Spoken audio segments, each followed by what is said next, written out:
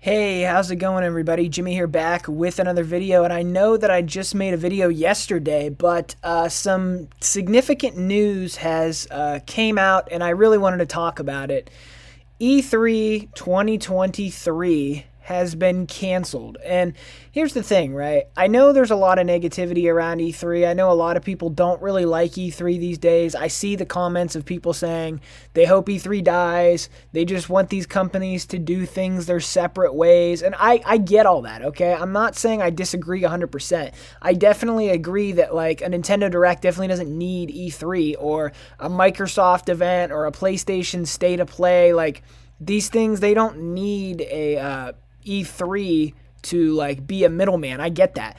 But what E3 did was it bring the whole gaming community together once a year, and it felt like a holiday for us gamers. And now everything's just kind of spread out. Everything's kind of a mess. I feel like E3 was kind of a filing cabinet for our yearly what can we look forward to for the coming year? What can we look forward to for the end of this year? What games are we getting updates on? What games are going to get release dates? What games are going to get shown a ton of gameplay? And it was just a really, really fun time, those days of E3, because those press conferences were really, really fun to enjoy. And although I never actually got to go to E3 myself, I have to say that this news really does make me sad because, truthfully speaking, there's not going to be anything like E3 ever again. You have the Summer Games Fest, but I just don't see that as a replacement to E3. But now that E3 is officially dead, maybe it really will be a replacement, because I can't see E3 2024 happening at this point. I'm pretty sure this is it.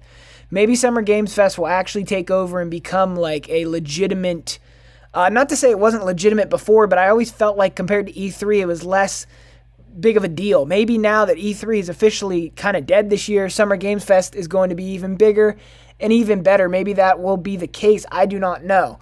But I do know, like I said, that it is very sad for me personally to see E3 go out like this, because I always did like E3. I always thought E3 brought something new to the table. It always showed us off what was going to happen. And like I said, there was a ton of negativity around E3. A lot of people are going to be happy about this news. A lot of people are not going to be happy about it. But ultimately, I think that it is somewhat of a loss for the gaming community for E3 2023 to be canceled. It makes sense why it's canceled. Literally almost everybody has pulled out of E3 2023. I mean, if they have the conference, there's hardly nothing to even talk about.